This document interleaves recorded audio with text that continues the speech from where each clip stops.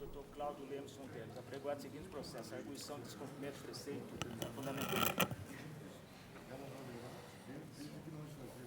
Senhores ministros, a primeira parte dessa sessão plenária destina-se a prestar homenagem à memória do saudoso ministro Luiz Gallotti, por motivo de seu centenário de nascimento. Após o encerramento dos discursos, serão mencionados a presença das autoridades. E, para falar em nome da Corte, concedo a palavra ao eminente ministro Sepúlveda Pertence.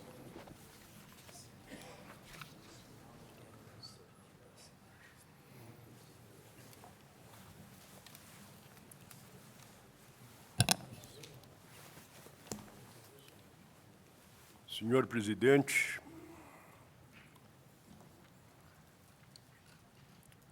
eminentes ministros, eminente ministra,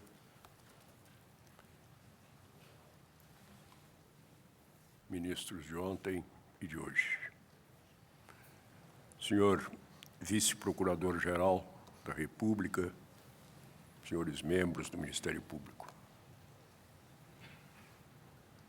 eminente ministro e caro amigo Luiz Otávio Gallotti e demais familiares do pranteado ministro Luiz Gallotti.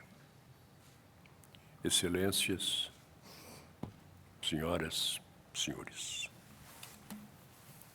Atendo gratificado a convocação para celebrar, em nome do Tribunal, o centenário de nascimento do ministro Luiz Gallotti, ocorrido no ano passado.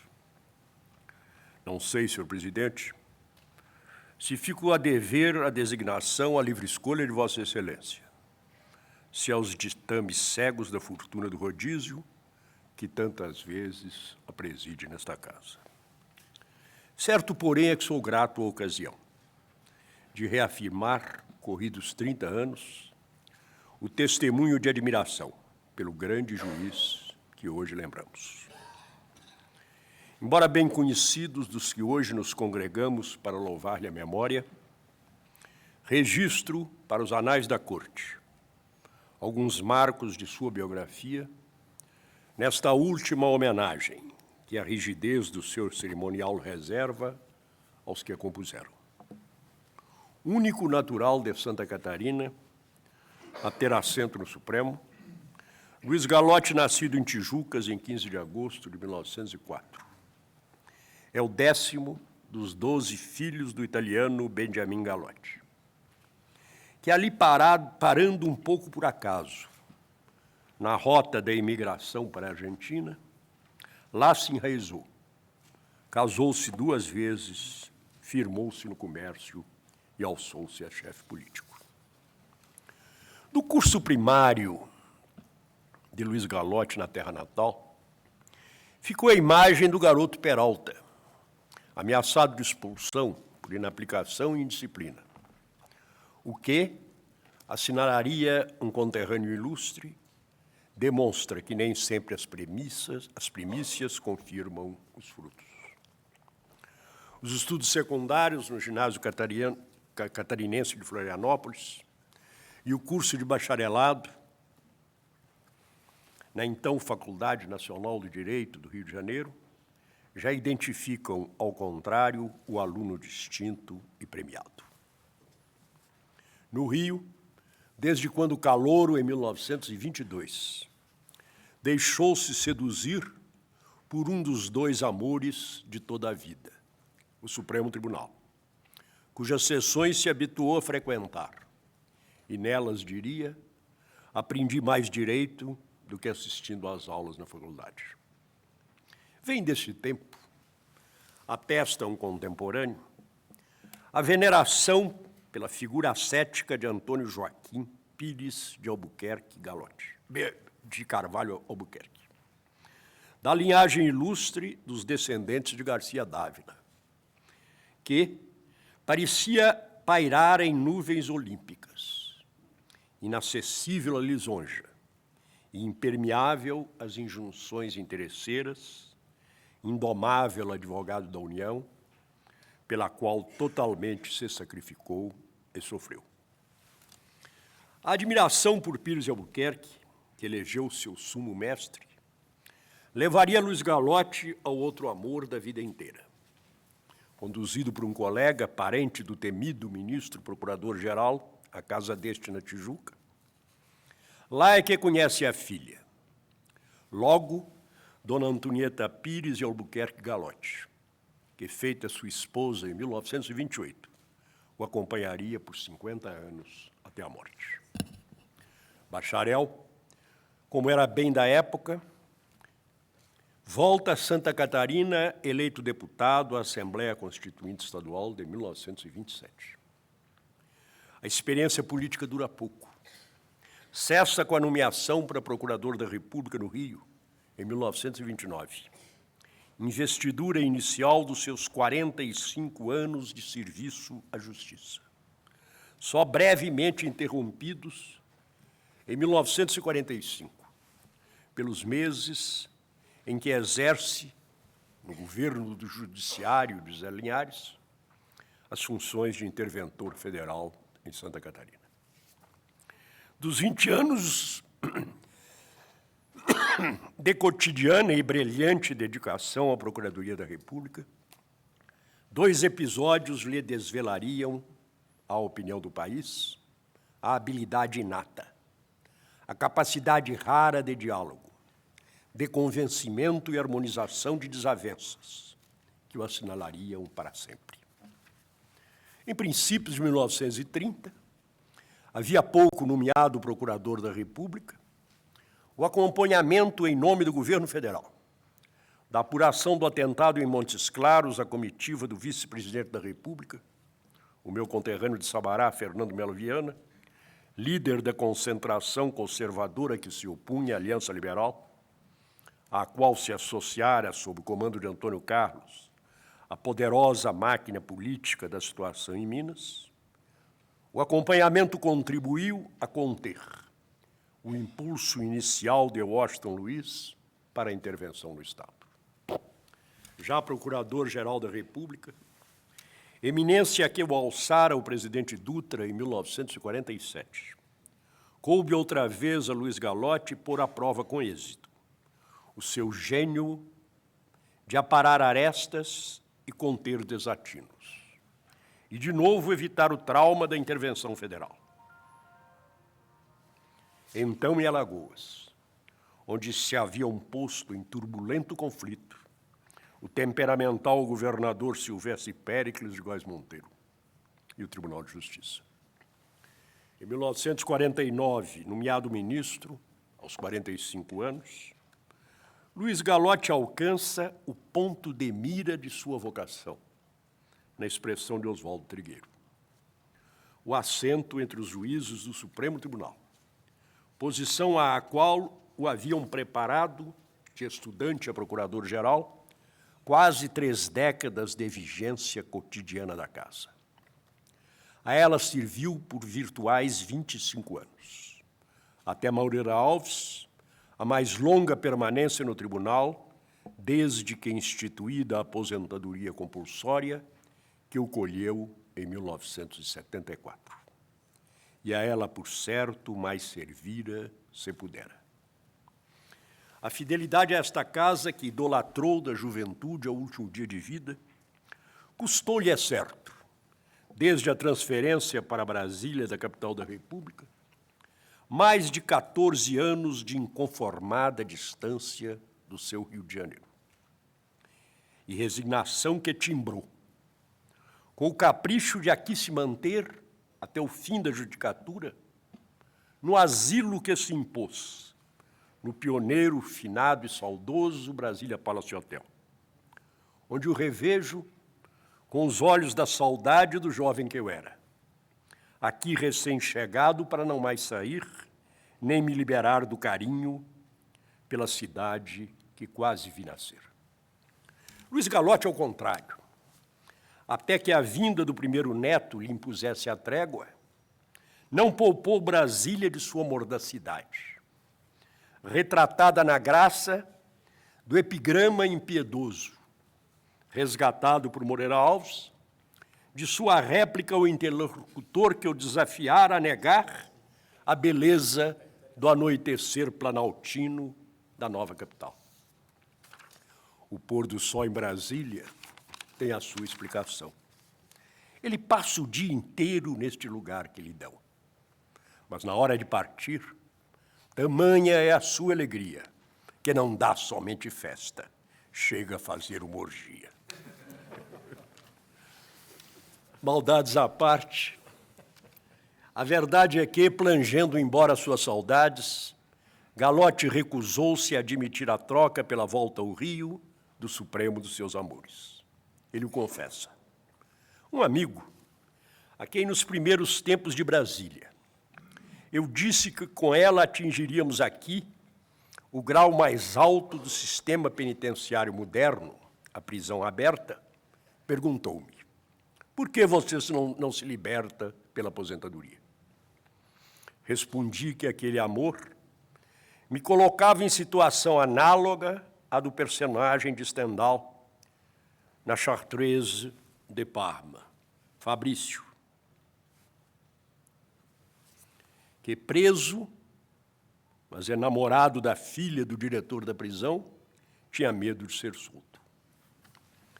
Às vésperas das férias de julho de 1974, que antecederam a aposentadoria do ministro Luiz Galotti, a OAB do Distrito Federal, da qual o então presidente, o bravo e notável advogado Antônio Carlos Sigmaringa Seixas, abriu uma exceção nas suas regras de contenção no louvor aos magistrados e o homenageou com um jantar a que compareceram centenas de profissionais do seu quadro.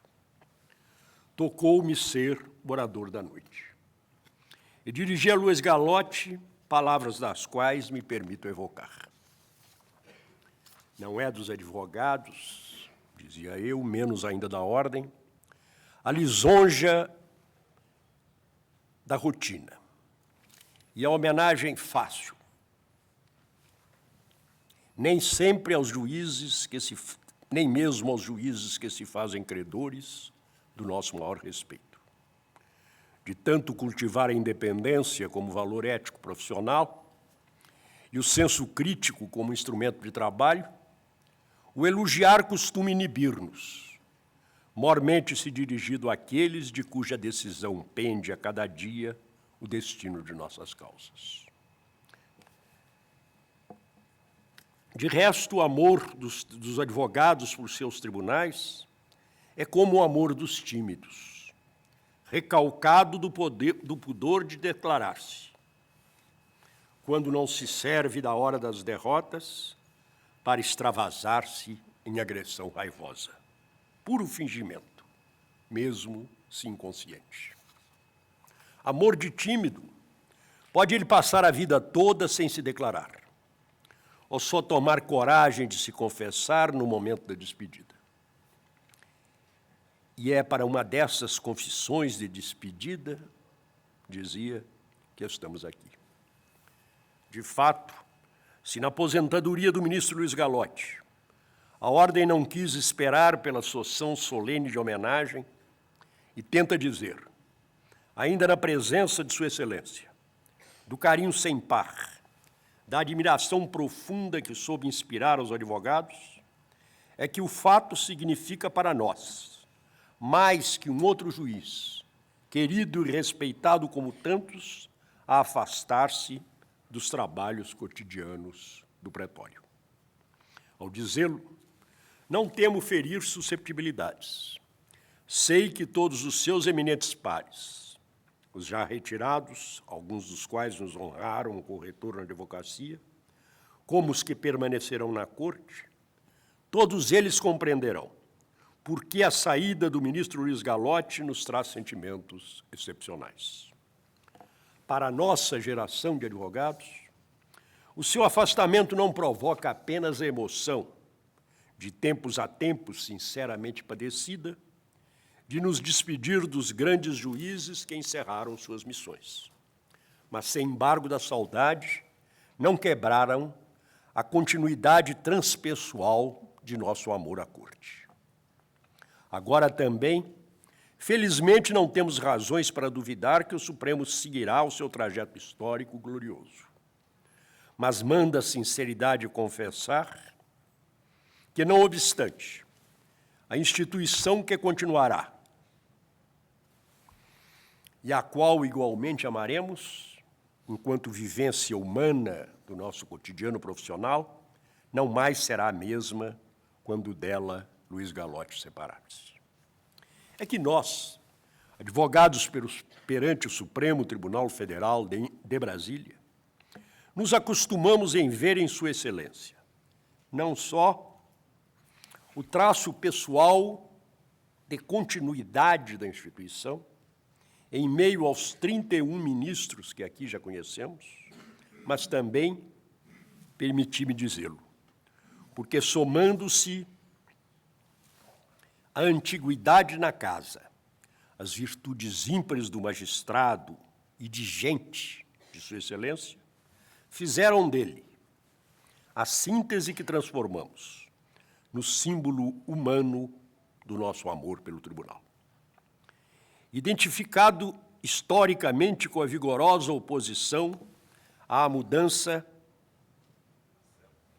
do Supremo Tribunal para Brasília e não ter conquistado a sua simpatia para esta cidade em que o conhecemos, tem o sabor de certa mágoa feita de ciúmes. Sua Excelência há anos é na casa o último remanescente dos que vieram do Rio. E só isso, ao menos para os que atribuímos a mudança da capital, a oportunidade que tivemos de frequentar, mal nos fizermos bacharéis, a tribuna que antes nos parecia reservada aos monstros sagrados da advocacia, só a presença de Luiz Gallotti, que sabíamos grande entre os maiores, bastava para nos dar orgulhosamente a certeza de que aquele que nos ouvia, com a atenção dedicada por seus juízes ao advogado, era o mesmo Supremo Tribunal, herdeiro legítimo e meritório continuador daquele que, estudantes de província, considerávamos inatingível. Depois dos que vieram do Rio, vimos deixar a toga vários outros, a cuja chegada já assistíramos em Brasília. Vitor Nunes, Pedro Chaves, Evandro Lins, Hermes Lima, Prado Kelly, Adalício Nogueira, Adalto Cardoso e Amaral Santos, entre outros, aposentados. Colhido pela morte ainda agora, o suave Barros Monteiro. A recordação do que estimamos de cada um desses, a lembrança já saudosa dos episódios marcantes da passagem deles pelo tribunal, tudo só faz crescer em nós, dia a dia, a tendência de identificar em Luiz Gallotti, único ainda presente, testemunha e personagem igualmente inesquecível de quase todos os fatos. A permanência mesma do Supremo Tribunal, que era do Rio, que veneramos sem ter vivido, que era o de Brasília, cuja história cada um de nós incorporou como vivência e ponto de referência a nossas próprias vidas nesses 13 anos.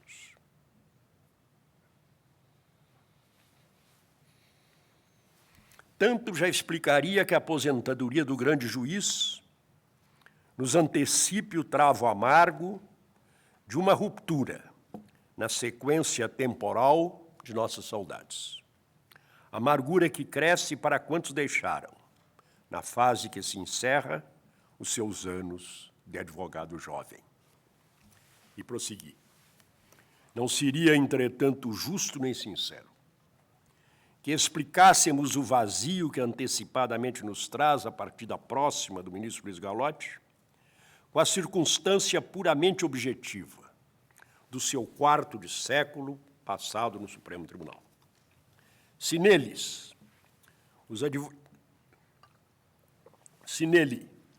os advogados do nosso tempo puderam personificar a corte que veneram, é que Sua Excelência é muito mais que privilegiada testemunha.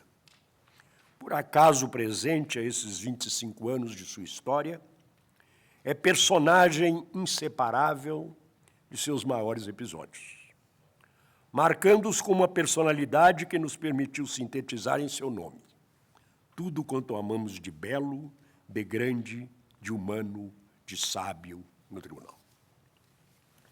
O ministro Luiz Gallotti viveu, como muito poucos o tenham feito na vida pública brasileira, um destino de identificação entre o homem e a instituição a que serviu.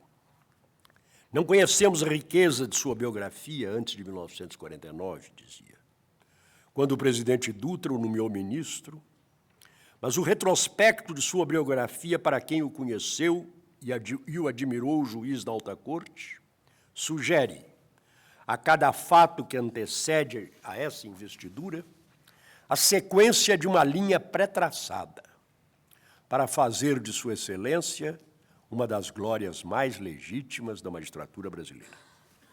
Na verdade, é ele próprio que conta, no discurso antológico de posse na presidência da Corte, que esta o atraíra desde 1922, quando o calouro do direito começou a frequentar suas sessões.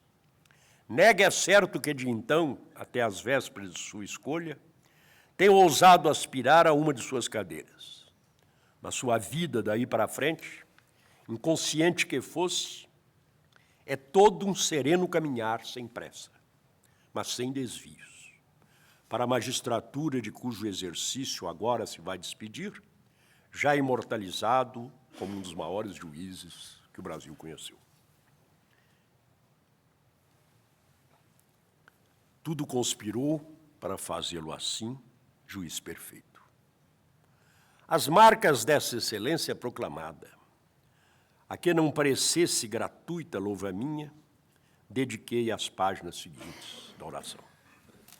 De longo estudo e paixão incansável pela leitura dos mestres, trouxe para a cadeira de magistrado notável cultura jurídica, que os anos de judicatura só fizeram aumentar e decantar.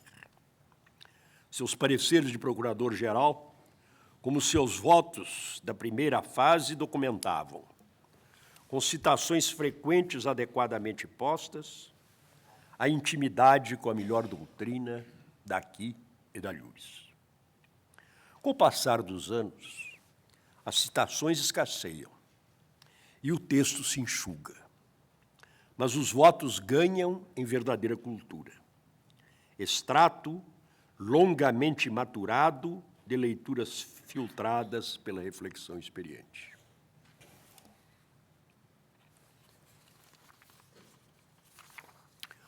O que possam ter perdido de declarada erudição. O estudioso se fizera sábio. A inteligência, uma das mais lúcidas que o país tem conhecido, com a qual pôde o ministro Luiz Gallotti construir e manejar essa cultura de estudo e experiência feita, de tão cantada em prosa e verso, tornou-se um tema de abordagem difícil, tão frequente é o risco de repisar o ressabido. Juiz por vocação absorvente e dedicação exclusiva, não o seduziu a especulação doutrinária que o notável equipamento intelectual lhe tornaria fácil. Por isso, o melhor da grande produção de quem é hoje, sem favor, um dos maiores juristas brasileiros, se espargiu nos muitos votos, pareceres, discursos, um que outro artigo, tudo espalhado ao acaso de revistas e ementários. Se Sua Excelência não atender aos reclamos da antologia, há que esperar pelo faiscador, para ajoelhar um dia em favor do futuro, o muito de puro diamante que o ministro Gallotti, com displicência pródiga, foi deixando por seus votos. A culpa não será justa atribuí-la apenas à canseira da rotina judicante, pois também é verdade que na personalidade do grande juiz, aos atributos intelectuais se aparelhou sempre uma rara capacidade de trabalho. É que, para Luiz Gallotti, o acervo teórico do qual se fez senhor, ele o reservou sempre, por invencível preferência, para instrumento de sua mais autêntica vocação intelectual, antes de polemista motivado pelo caso concreto, que de doutrinador seduzido pela edificação de sistemas. O que o apaixona não é o monólogo solitário a traduzir, em sequência ininterrupta, o raciocínio acabado. Não. O que permanecerá mais vivo na saudade dos que aprendemos a admirá-lo no tribunal são os momentos em que pôde reagir, em discussões nervosas a revelar, na descrição feliz de Nelson Hungria, com a presteza de raciocínio que é, como o florete de exímio grimista. Toda a inteligência em que brilha, traindo-lhe as origens, a luminosidade do sol mediterrâneo de que falam as cantigas napolitanas. Para não dizer dos vivos, alguns aqui presentes, dizia então, ninguém melhor que o grande e saudoso Hungria, também dos maiores polemistas que o tribunal já conheceu, poderia testemunhar sobre esse traço dominante da inteligência de Luiz Gallotti. Os dois dividem, nos anais da casa, algumas páginas verdadeiramente antológicas de exercício dialético. Esse amor pela contraposição das ideias, se é verdade que se exalta quando espicaçado ao vivo pelo interlocutor pugnaz, é, no entanto, tão connatural à inteligência do ministro Gallotti que não espera pela objeção surgida no julgamento. Pelo contrário, a vivacidade dialética do seu raciocínio acabou por tornar inconfundível o estilo de seus votos de relator aprovados sem discussão. Queixam-se alguns juízes, com maior frequência os de vocação doutrinária, de que o número de feitos a relatar os obrigue a apequenar seus votos, deixando inexploradas as muitas facetas teóricas acaso sugeridas pelo tema, e cuja análise, em tempos mais tranquilos, propiciaram julgamentos inesquecíveis.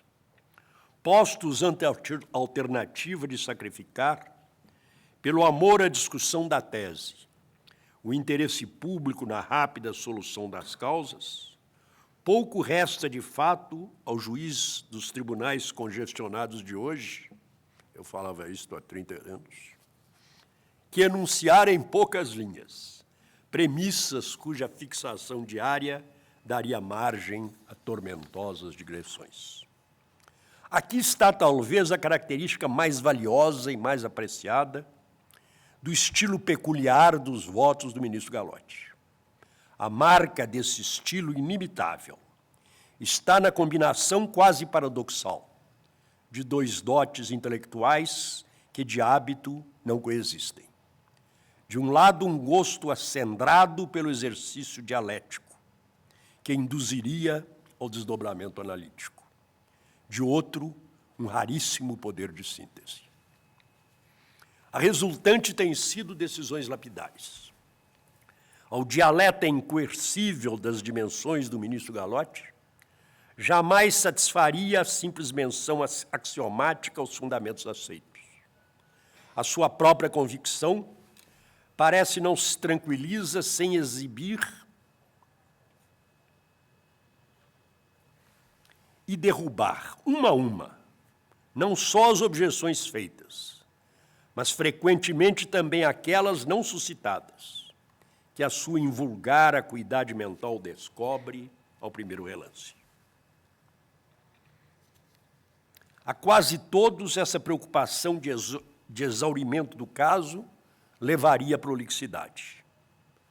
Para evitá-la, a natureza dotou Luiz Gallotti do poder de expurgar, de qualquer palavra inútil, a expressão das ideias para traduzir análises complexas em sínteses perfeitas.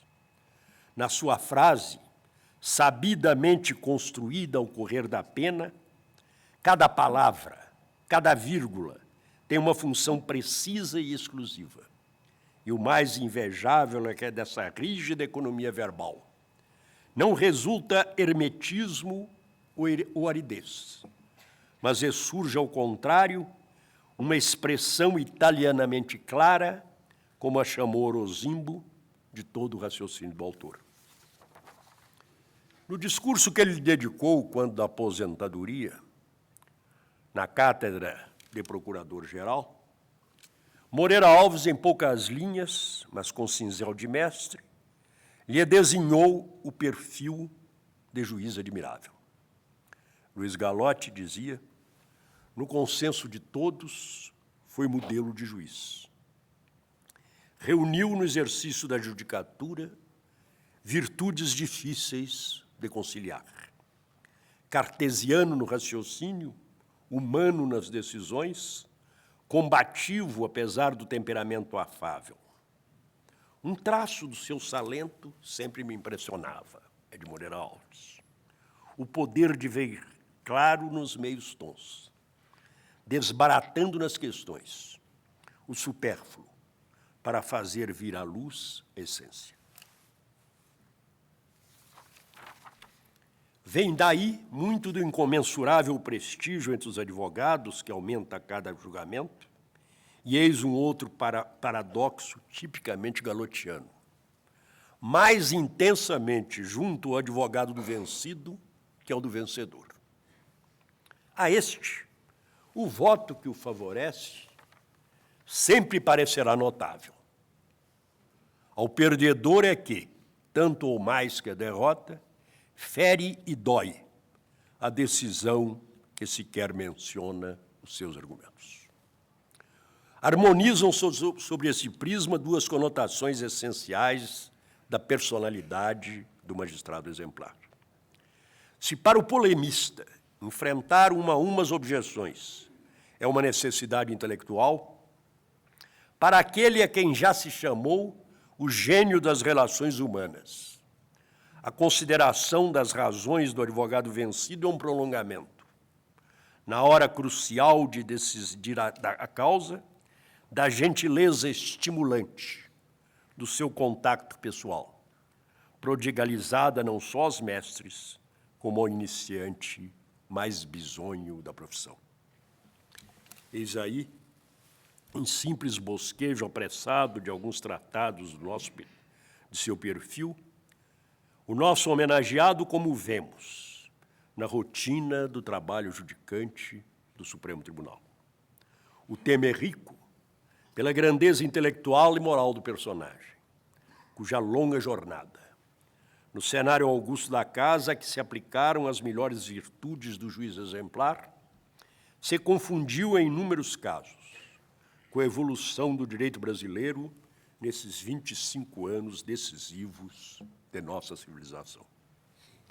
A nós, advogados militantes, o papel que lhe coube na tarefa institucional cotidiana e quase silenciosa do grande tribunal bastaria para imortalizá-lo. A experiência já nos ensinou que, muitas vezes, é um julgamento anônimo, sem repercussões imediatas na opinião pública, o que passará amanhã a história da evolução jurídica dos povos, como marco decisivo da incessante reconstrução jurisprudencial do direito. E é desse trabalho que se passa na intimidade da alta corte e do qual, por isso mesmo, nos sentimos mais próximos, que os advogados entenderam dar esse pálido testemunho da grande vida de um juiz, até que um biógrafo à altura dessa personalidade lhe possa traçar as dimensões definitivas. Meses depois, em 21 de agosto de 1974, intérprete da ordem na sessão solene do tribunal em louvor do ministro Luiz Gallotti, que vinha de aposentar-se havia poucos dias, o preclaro advogado José Guilherme Vilela traçaria, nítida e precisa, a síntese panorâmica da contribuição imensurável do homenageado à jurisprudência do tribunal. Refleti nestes últimos dias sobre o testemunho que déramos então, José Guilherme Vilela e eu, ambos pretendendo expressar o juízo da nossa geração de advogados amadurecidos nesta sala do Tribunal Brasiliense, sobre as qualidades intelectuais do ministro Luiz Gallotti. Tessituras de um destino quiçá temerário fizeram-me juiz desta casa, 15 anos passados da despedida de Gallotti. E já lá se vão mais que outros 15 anos. Aprendi aqui que o sentido da identidade essencial da instituição através dos tempos acaba por estabelecer um intercâmbio permanente e silencioso dos que hoje a encarnam com os que nos antecederam na casa. O respeito à jurisprudência firmada, não como submissão à crítica ao que antes se decidiu, mas sim como corolário do imperativo de dar conta da eventual mudança de rumo, soma-se a prudência elementar de saber a cada passo o que pensaram sobre cada tema os que nos precederam. Que mais não seja para fugir do ridículo de enunciar o óbvio vetusto como verdade nova, ou como gloriosa descoberta jamais dada à luz, a antiquália de há muito superada. Tudo isso impõe, no cotidiano dos juízes de cada época, o diálogo, silencioso e às vezes inconfessado, com os que ocuparam antes estas cadeiras. De minha parte, quando permite a angústia do tempo que nos sufoca, fascina-me pesquisar o que quase sempre há muito já pensaram eles de problemas que ingenuamente supomos novos. Nessa busca, inúmeras vezes, a redescoberta de votos do ministro Luiz Gallotti poupou-me a tentativa de dizer o que ele já dissera com a agilidade florentina de raciocínio, que ao grande Orozimbo impressionava, e com a limpidez de estilo daqueles, como a seu respeito mesmo enalteceu Odílio Costa Filho, que não encaroçavam a língua para formular o raciocínio jurídico. Por isso, veterano juiz do Supremo Tribunal, como hoje virei, não hesito em subscrever, acrescentando-lhes o selo da experiência, o depoimento enaltecedor sobre o ministro Luiz Gallotti, que advogado prestei há 30 anos passados. Quiçá em outras plagas e outros tempos, se existem, eu não sei, fosse possível encerrar o elogio de um juiz de um Tribunal Supremo com testemunho de sua honradez pessoal, de sua dedicação à corte, ao seu trabalho e dos dotes intelectuais que vincaram os julgados que proferiu. Isso não basta, contudo, no Brasil e no tempo nos quais Luiz Gallotti viveu, e muitas vezes personalizou o Supremo Tribunal Federal em horas de crise. Por isso mesmo, na roda de meus amigos mais caros, houve quem não entendesse o porquê da minha reiterada admiração pelo ministro que hoje recordamos. Compreendo-lhes a interpelação. Afinal de contas, sob o domínio do autoritarismo militar, que se apossou do poder em 1964, por força de um movimento ao qual Luiz Gallotti, conservador, foi indisfarçadamente solidário, eu e meus companheiros de geração e anseios estávamos no polo oposto. Tudo isso é certo. Mas se alguma coisa a vida me ensinou, o principal foi o exercício da compreensão do outro, sempre que, adversário embora, de sua vez, não haja cedido à intolerância, nem exercido a prepotência, nem se chafurdado na bajulice. O respeito pelo ministro Luiz Gallotti parte daí.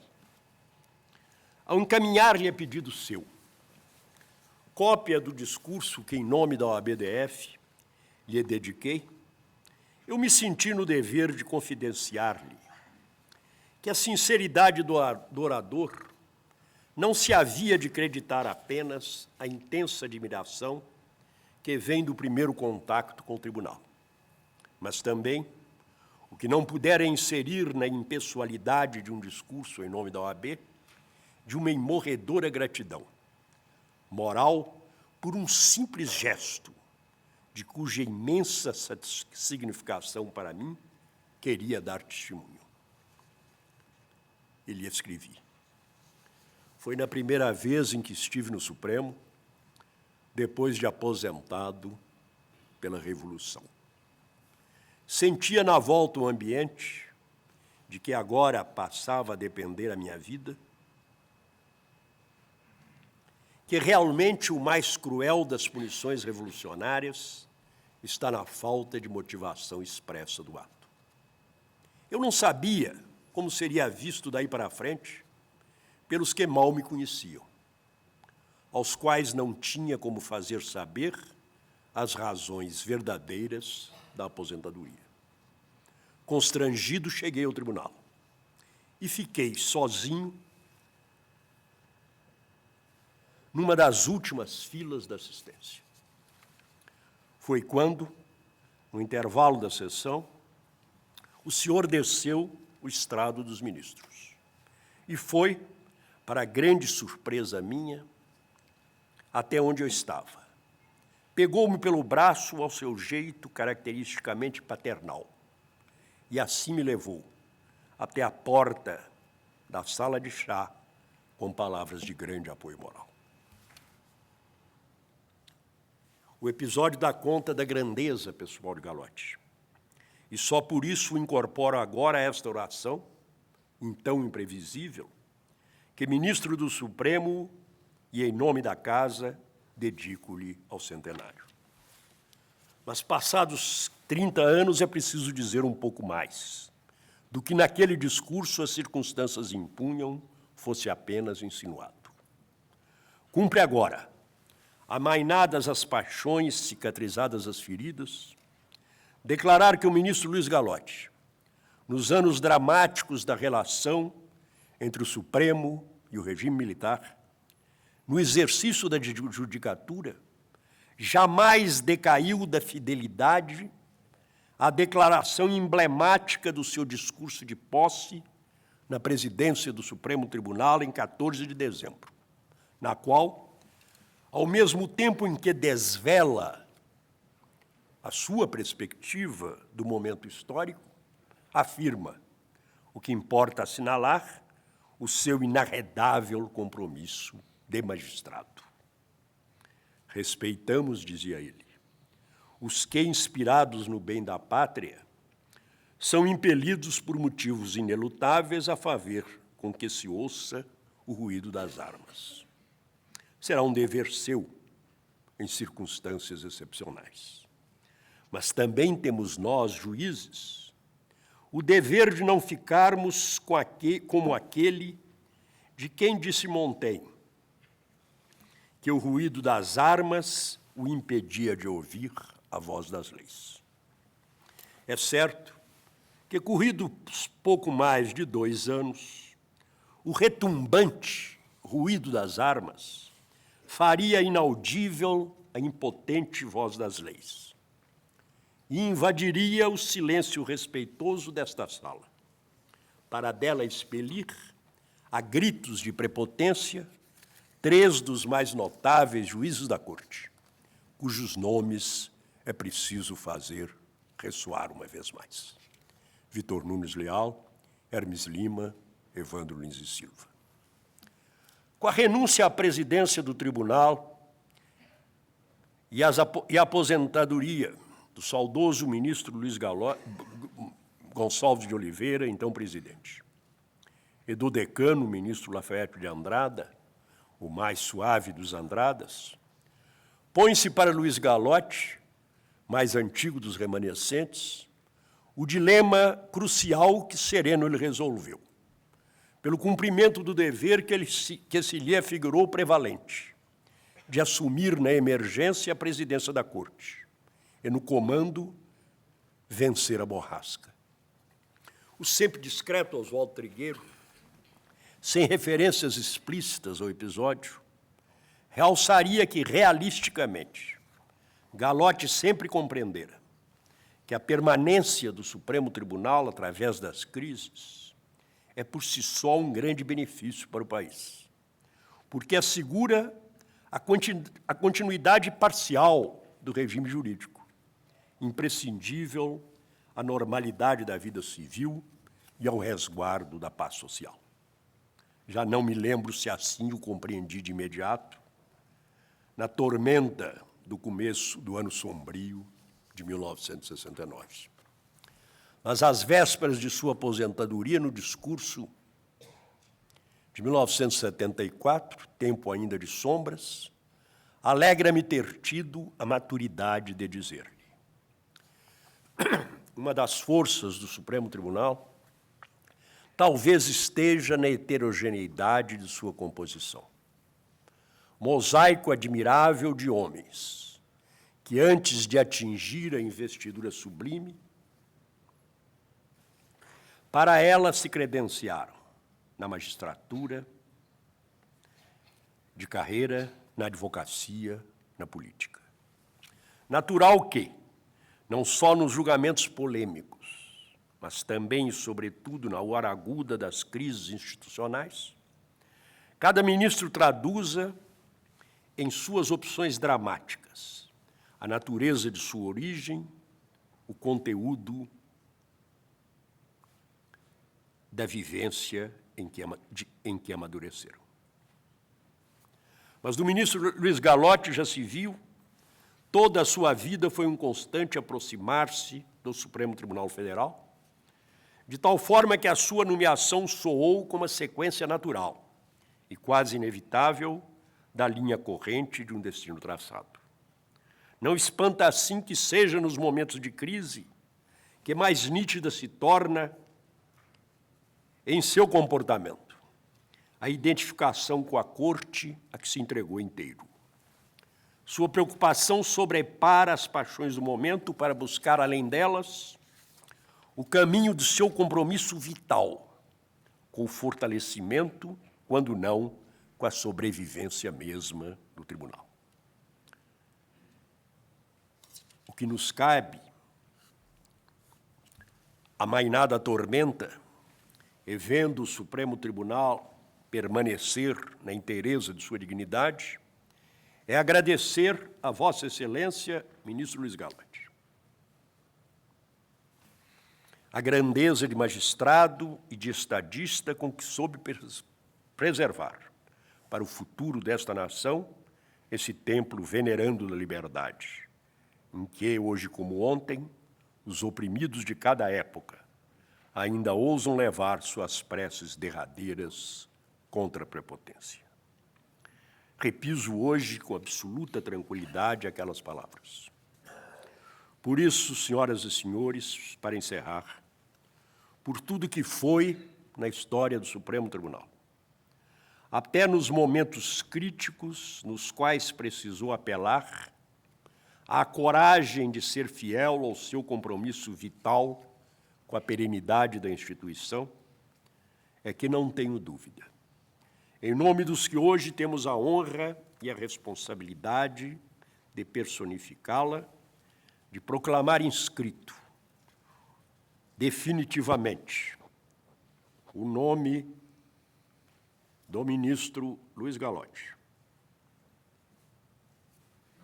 no rol dos que souberam com veneração honrar esta casa e assegurar às gerações futuras a continuidade da sua presença na construção no Brasil de um Estado democrático de direito. Obrigado.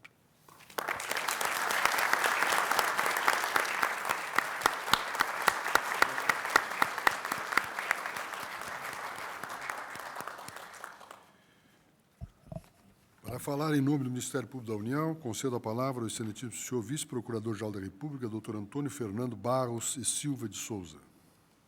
Excelentíssimo senhor ministro-presidente, ministros dessa corte, demais autoridades, senhoras e senhores. Estamos hoje reunidos para homenagear o saudoso e eminente ministro Luiz Gallotti, por ocasião do centenário de seu nascimento. E o Ministério Público Federal tem imensa satisfação em manifestar-se nesta oportunidade, na medida em que também presta um merecido tributo a um dos mais notáveis integrantes da instituição. Nascido em 1904, o ministro Luiz Gallotti foi nomeado procurador da República na seção do antigo Distrito Federal em 1929, quando contava com apenas 25 anos de idade. A sua juventude não impediu que desempenhasse as suas atribuições com competência e sensibilidade invulgares. No discurso que proferiu em 14 de dezembro de 1966, na solenidade de posse do nosso homenageado, no cargo de presidente dessa Suprema Corte, o então Procurador-Geral da República, Alcino Salazar, lembrou o episódio que retrata as qualidades precocemente reveladas pelo então membro do Ministério Público Federal. Disse o professor Alcino Salazar: senhor presidente ministro Luiz Gallotti, este episódio de primeiro plano no cenário nacional, de sua ascensão ao altíssimo cargo de presidente do Supremo Tribunal Federal, transporta-me em pensamento a outro episódio do início da sua carreira. 1930. O país vivia uma fase agitada por ocasião de uma campanha presidencial. Sucediam-se conflitos e dissensões regionais inesperadas. Minas era o ponto mais sensível nesse tablado de lutas. Nesta ocasião, ocorre o sangrento episódio de Montes Claros e o governo federal manda a Minas Gerais, como seu emissário, para acompanhar e comandar as diligências policiais que se faziam necessárias e que deviam ocorrer numa atmosfera de riscos, de exaltação e de perigos, o jovem então procurador da República, Luiz Gallotti. A primeira impressão à chegada do moço procurador foi, de modo geral, desfavorável. Não se acreditava que o titular do Ministério Público Federal, ainda de pouca idade, dispusesse da energia necessária, das condições indispensáveis para a missão tão árdua e que normalmente exigiria certa experiência no trato da coisa pública. Entre os quase decepcionados dessa ocasião estava o atual Procurador-Geral da República. Pois bem, o que se viu foi justamente o inverso. Dessa expectativa pessimista e dessa dúvida a respeito da maneira pela qual daria desempenho à sua arriscada tarefa o então Procurador da República. A ação de Sua Excelência foi precisa, pronta. O relatório que Sua Excelência apresentou neste episódio é um modelo de prudência, de energia, de conhecimento de deveres, de sensibilidade ao dever funcional. E concluiu o orador: nesse episódio inicial da carreira do ministro Luiz Gallotti, já se podia entrever que esta jornada havia de ter um desfecho como este que agora acabamos de assistir, referindo-se à sua posse como presidente do Supremo Tribunal Federal.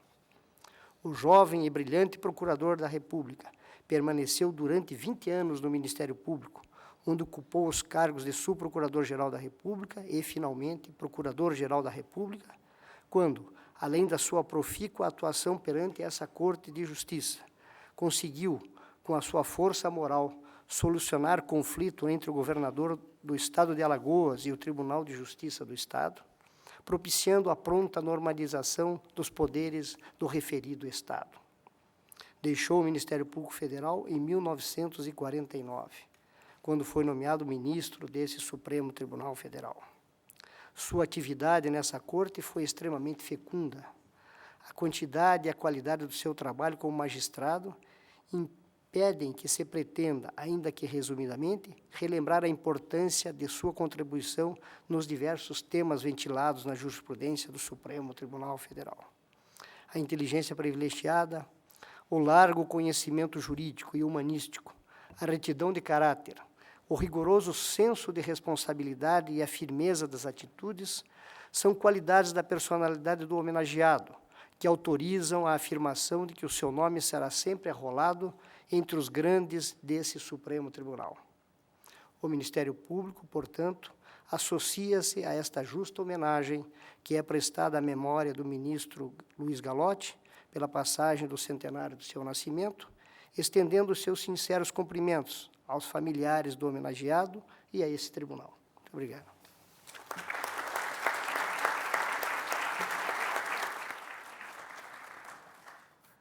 Pelo Conselho Federal da Ordem dos Advogados do Brasil, concedo a palavra ao excelentíssimo senhor Dr. Walter Costa Porto.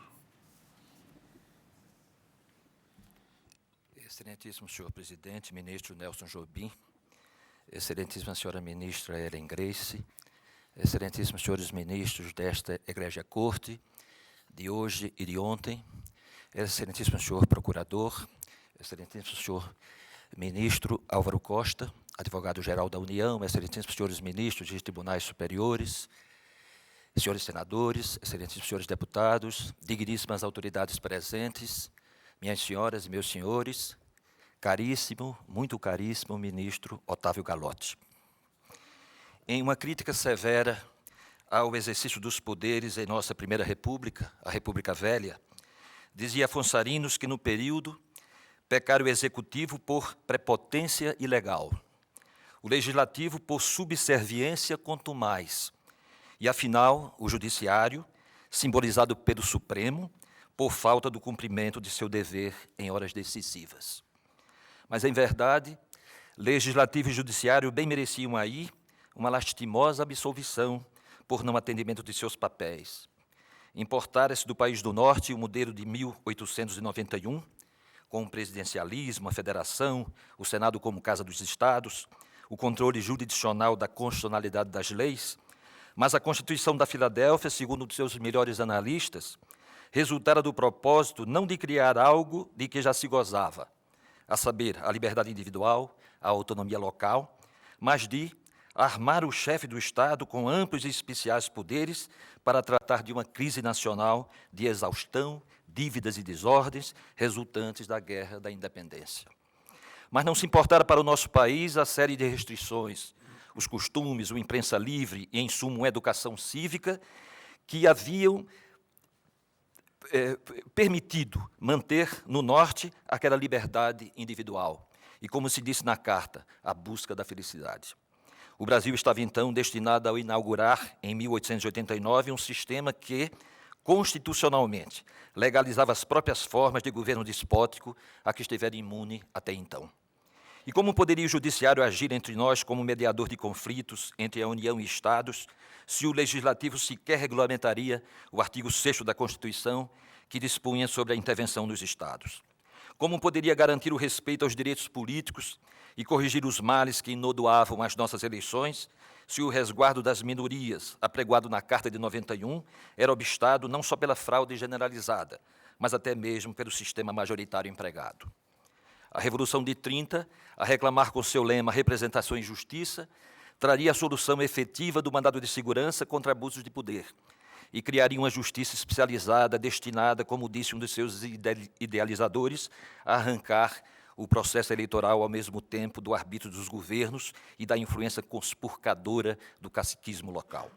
Mas foi curta a duração daquela Segunda República, não havendo tempo sequer para explicitar a missão conferida ao Senado de coordenação dos poderes federais entre si, a modo de um poder moderador republicano. E não tão curta foi a nova República instaurada pela Carta de 37, tida depois pelos constituintes de 46 como caduca e parafascista, que, sem fazer qualquer referência à justiça eleitoral, omitiria-se mesmo em indicar a que órgão estaria afeta a verificação e o reconhecimento dos poderes. Com a democratização, ao fim da Grande Guerra, falam os analistas, sobretudo os brasilianistas, em uma idade de ouro do legislativo. a recuperar suas prerrogativas. Bem que se poderia referir também a uma idade de ouro do judiciário, a começar pelo incidente tão original de ter a Justiça Eleitoral afirmado o poder constituinte da Assembleia eleita em final de 45. Getúlio Vargas, vendo-lhe fugir das mãos as rédeas do governo, convocar em fevereiro, pela Lei Constitucional número 9, eleições para um parlamento, aspas, dotado de poderes especiais para, no curso de uma legislatura, votar, se o entender conveniente, a reforma da Constituição. Como se para exercer o poder constituinte derivado, a Assembleia necessitasse de permissão do ditador. O Partido Social Democrático, recém-criado, e a Ordem dos Advogados do Brasil dirigiram ao Tribunal Superior Eleitoral 2 consultas idênticas. A Assembleia, cuja eleição se convocara, teria poderes constituintes? Entendeu o nobre ministro Edgar Costa que a indagação fugia às atribuições e à finalidade do TSE. O tribunal tinha competência para responder a consultas restritas à matéria enfechada na lei eleitoral, a cuja execução ele preside e orienta, suprindo-lhe as omissões. Da Lei Constitucional número 9, ou como de outra qualquer, disse ele, não somos nós os aplicadores, nem, portanto, seus intérpretes. Mas o tribunal respondeu à indagação, interpretou como sendo constituintes os poderes que, nos termos da Lei Constitucional número 9, a nação outorgaria ao parlamento nas eleições de dezembro de 45. Se tanto me detive no Tribunal Superior Eleitoral, é porque ali, na década de 50, assoma com sua magnífica presença o ministro Luiz Gallotti, vice-presidente da Corte de janeiro de 53 a setembro de 55, presidente até janeiro de 57. E ministro dessa egrégia Corte, que integrou desde setembro de 49, bastam 2 fatos para mostrar sua decisiva atuação no que concerne às nossas eleições, como se relata no Dicionário Histórico Biográfico Brasileiro, editado pela Fundação Getúlio Vargas. O ministro Gallotti foi consultado pelo então ministro da Guerra, general Carrombé Pereira da Costa, sobre recurso apresentado pela União Democrática Nacional ao TCE, contestando a validade das eleições a pretexto de que nenhum candidato recebera a maioria absoluta. Insistiu, então, o deputado Aliomar Balieiro. A Carta de 46 não dizia taxativamente que a eleição do presidente da República deve ser por maioria absoluta, mas pode-se compreender assim. O ministro Gallotti contestou a tese arguída pelo DN, afirmando que a Constituição referia-se apenas a uma maioria simples. Logo depois, o Tribunal Eleitoral proclamou eleitos Getúlio e seu vice, Café Filho. Presidente do TSE, quando das eleições presidenciais de outubro de 55, o ministro Gallotti viu repetida pela UDN a mesma arguição, mas em janeiro de 56, ele proclamava eleitos o presidente Juscelino Kubitschek e seu vice, João Goulart. Curiosamente, anotam os brasilianistas, no pleito seguinte, com a vitória do udenista Jânio Quadros, o partido não apresentou qualquer objeção à sua vitória, também por maioria simples. Em carta de 1772, a seu sobrinho, governador do Maranhão, o Marquês de Pombal disse: só 3 divindades sei que pintaram os antigos com os olhos vendados, sinal de que não eram cegos, mas que eles as faziam e adoravam. Há um Pluto, deus da riqueza, um Cupido, deus do amor, e uma Astreia, deusa da justiça. Negue Vossa Excelência culto a semelhantes divindades, e nunca consinta que se lhes erijam templos e se lhes consagrem votos pelos oficiais de El-Rei, porque é prejudicial em quem governa, riqueza cega, amor cego, justiça cega. Muita vez, em aulas antigas da Universidade de Brasília, perquiri com os alunos o sentido dessa venda nos olhos da justiça, e porque, afinal, se diz cega quem tem apenas os olhos antolhados. Se fosse cega, nada haveria, mesmo com os olhos abertos. Como Saulo, antes de ser Paulo, no caminho de Damasco, ferido pelo Senhor, como consta o padre Vieira, por um raio do Senhor, ele caiu do cavalo em terra, assombrado, atônito e subitamente cego. Com os olhos abertos, nenhuma coisa via.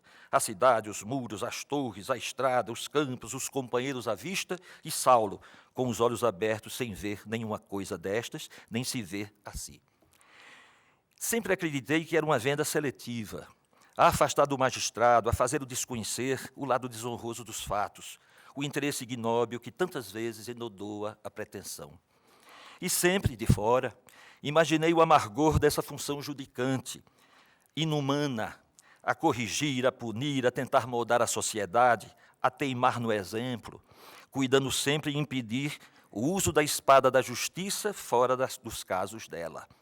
E sempre pensei que, além da venda, estreitando com justeza sua visão, os juízes, como os governantes, na lição que, segundo Pombal, é do Espírito Santo, deveriam ter os ouvidos cercados de espinhos, só para que, quando os aduladores se cheguem a eles, os lastimem e os façam afugentar. O ministro Galotti era desses magistrados a dispensar vendas nos olhos, sabia bem distinguir nas pretensões o que escondia como opróbrio e o que resultava da mais estrita justiça. Nem ele necessitava de espinhos nos ouvidos, cultor como era, largamente, de amizades, daqueles que cativava com sua elegância moral.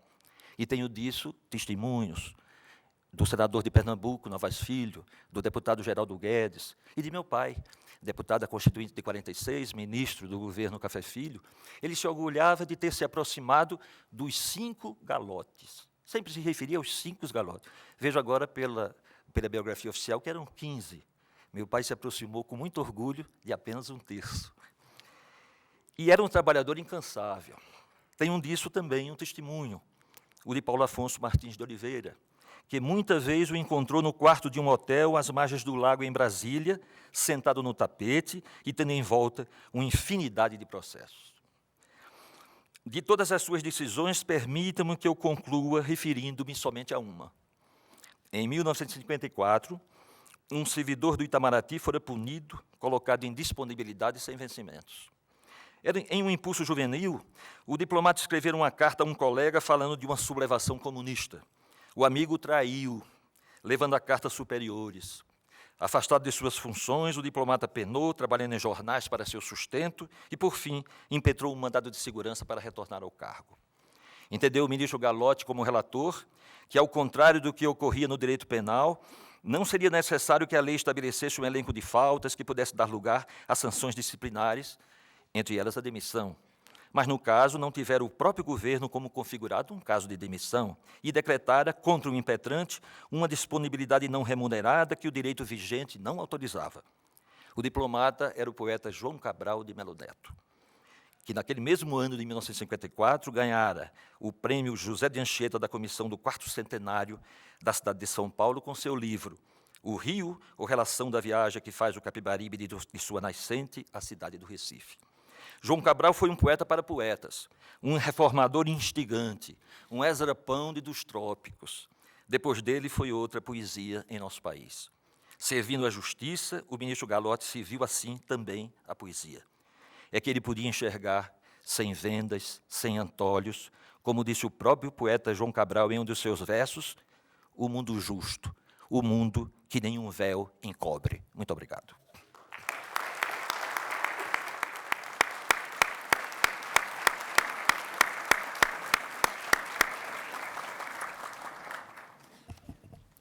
Os discursos proferidos, dignos do saudoso homenageado, ficarão registrados nos anais do Tribunal. Registro a presença e agradeço dos ministros do Supremo Tribunal Federal de ontem e de hoje, os ministros Aldir Guimarães Passarinho, Francisco Manuel Xavier de Albuquerque, José Carlos Moreira Alves, Luiz Otávio Pires de Albuquerque Galotti, Luiz Rafael Maia e Maurício José Correia.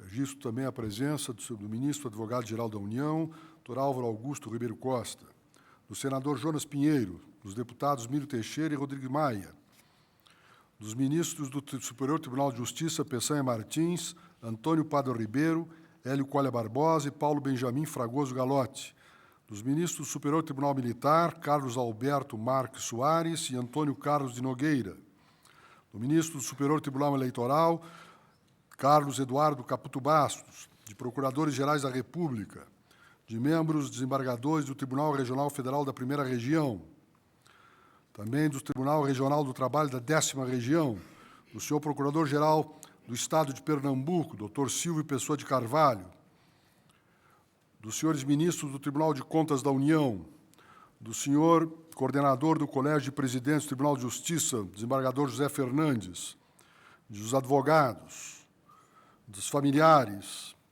dos membros da Ordem dos Advogados do Brasil, dos amigos e servidores desta casa. Creio que as palavras que aqui ouvimos mostram exatamente o débito que tem a nação e, importante, este tribunal ao senhor ministro Luiz Galotti, a qual esta casa rende homenagem hoje e continuará rendendo homenagem sempre. Suspendo a sessão por 5 minutos para cumprimentos ao eminente representante do homenageado, seu filho, o ministro Otávio Galotti, e demais familiares, e que faremos no Salão Branco.